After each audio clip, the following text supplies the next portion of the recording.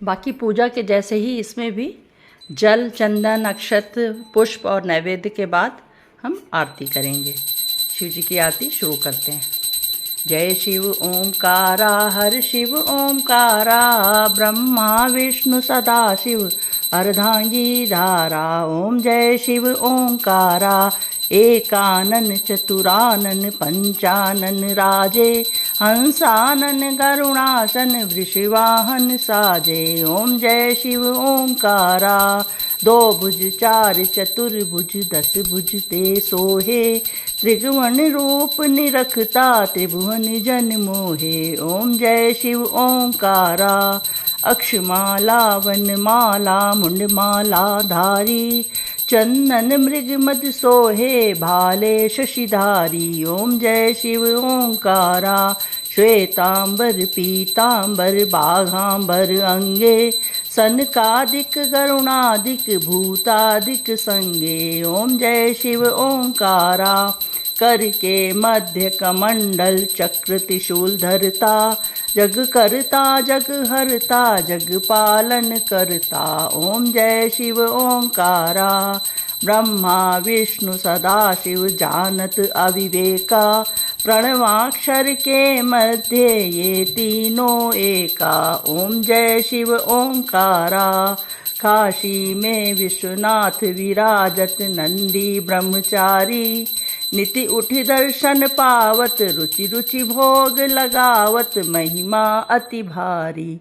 ओम जय शिव ओंकारा, त्रिगुण स्वामी जी की आरती जो कोई नर गावे, कहत शिवानंद स्वामी कहत हरि हर स्वामी, मन वांछित फल पावे। ओम जय शिव ओंकारा। बोलिए शिव जी की जय, भोलेनाथ की जय।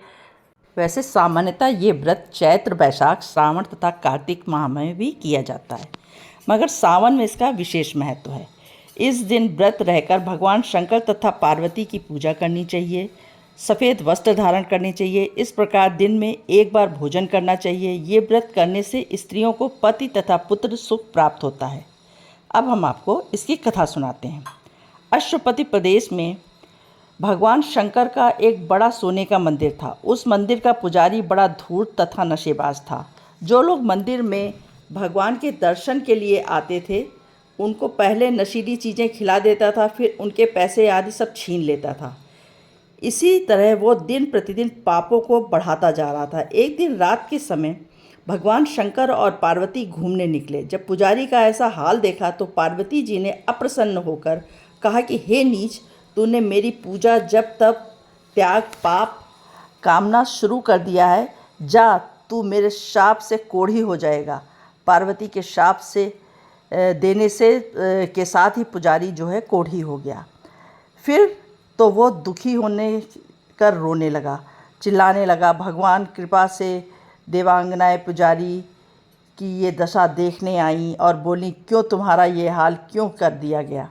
पर इस पर पुजारी ने रो रो कर अपना सारा हाल कह सुनाया।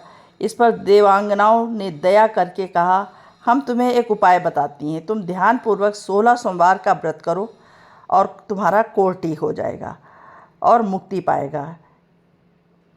किसी एक सोमवार से व्रत आरंभ करो। पहले स्नान करके पवित्र वस्त्र धारण करो, अपनी सामर्थ्य के अनुसार दान पुण्य करो। फिर आधा सेर गेहूं का आटा घी में भूनकर चूरमा बनाओ। फिर भगवान शंकर की मिट्टी की मूर्ति बनाओ। जब मूर्ति बन जाए तब शुद्ध जल से स्नान करा के दूध, दही, चावल, रोली, फल प्रसाद और जनेऊ पहनाओ। फिर दंडवत करो और परिक्रमा करो। जब इतना काम कर लेवे तो पीछे एक भाग चूरमा भगवान शंकर के चरणों में अर्पित करें कि हे प्रभु, आप अब की बार मेरा उद्धार कीजिए। अब मैं कान पकड़कर सौगंध खाकर प्रतिज्ञा करता हूँ कि आइंदा कभी पाप नहीं करूँगा। फिर ओम नमः शिवाय मंत्र की एक माला जपो। शिव जी की प्रतिमा जल में विसर्जन करके प्रतिमा विसर्जित के बाद स्नान करें और बाकी बचे हुए चूरमा को 2 भागों में विभाजित करो। एक भाग सांड को खिलाओ, एक भाग एकांत में बैठकर खुद खाओ। इस प्रकार जब 16 सोमवार व्रत कर चुके तो 17वें सोमवार को पहले से 10 गुना चूरमा बनावें। देव पूजा करने के पश्चात ब्राह्मण और गरीब तथा छोटे छोटे बच्चों को भोजन कराएं। इसके पश्चात ब्राह्मण और छोटे छोटे बच्चों को बांटकर खुद खाएं। हे पुजारी, ऐसा करने से सब पुरुषों व स्त्रियों का शारीरिक कष्ट दूर होता है और सुख शांति, धन तथा संतान की वृद्धि होती है। सब इच्छाएं पूरी होती हैं, मुक्ति मिलती है।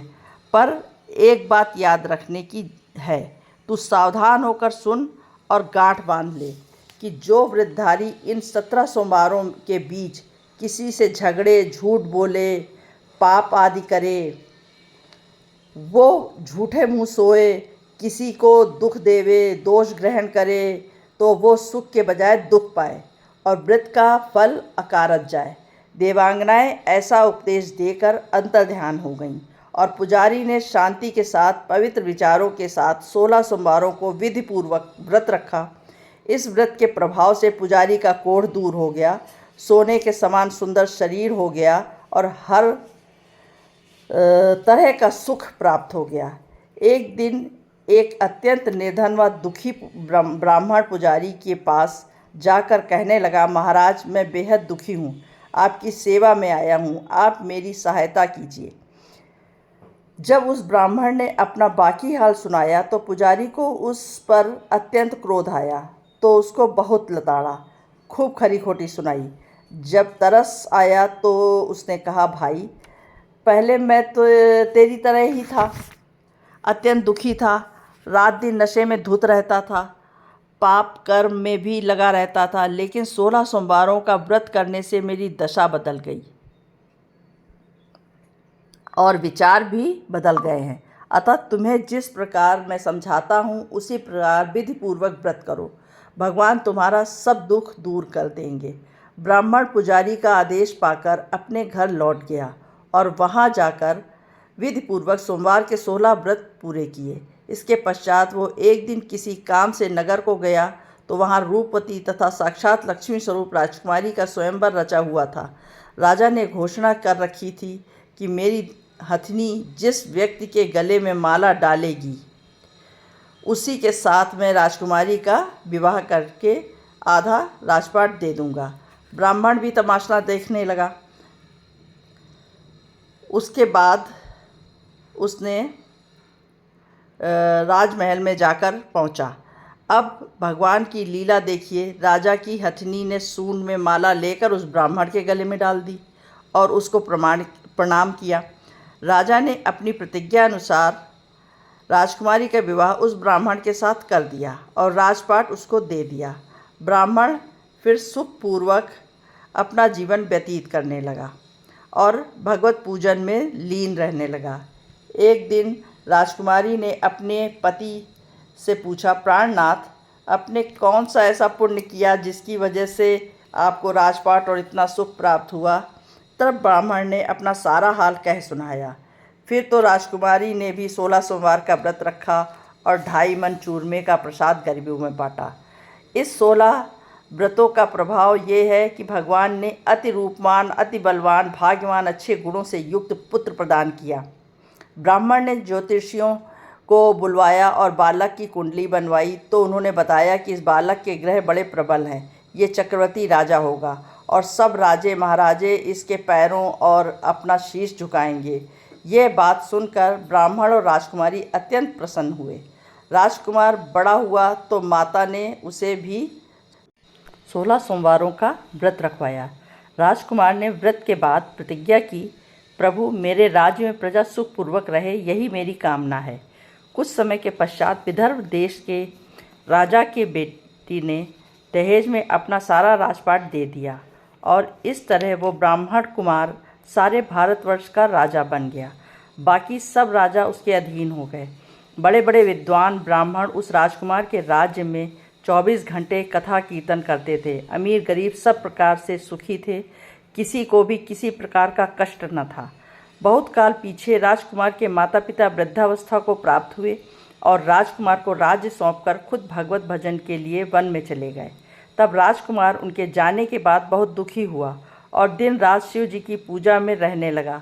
तब उसने रानी से भी कहा कि तू मेरे साथ शंकर भगवान का पूजन किया कर। इस पर रानी ने बेहद नाराज़ होकर राजकुमार से कहा, आपको किस बात की कमी है? जो फिजूल में की बातों में अपना समय नष्ट कर रहे हैं। आप दूर देशों को विजय करें, जंगल जाकर शिकार करें।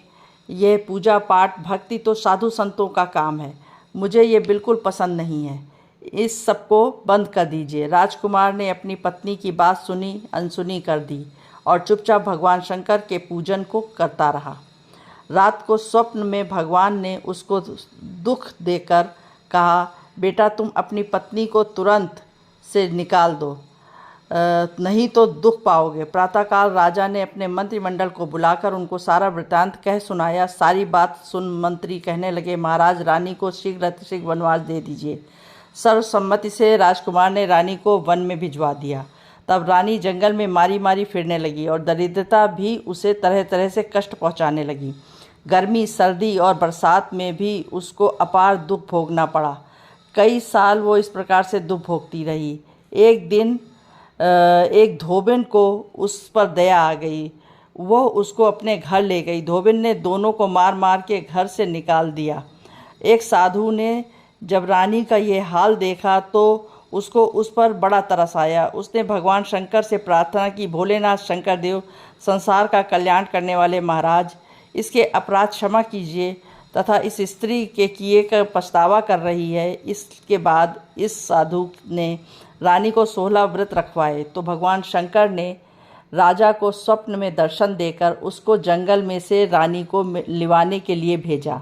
इसके बाद राजा रानी दोनों जब तक जिंदा रहे तब तक सदा 16 सोमवार का व्रत करते रहे। जो प्राणी प्रेम सहित श्री शंकर जी का पूजन तथा 16 सोमवारों का व्रत करेगा वो इस लोक में सुख पाकर अंत में स्वर्ग लोक का अधिकारी होगा। तो इसलिए कहा जाता है कि शिव जी की पूजा, शिव जी का व्रत बहुत कल्याणकारी है, बहुत महत्वपूर्ण है। तो आप सभी इसका व्रत करिए, पूजा करिए, सच्चे मन से करिए, आपको फल शिव जी जरूर देंगे।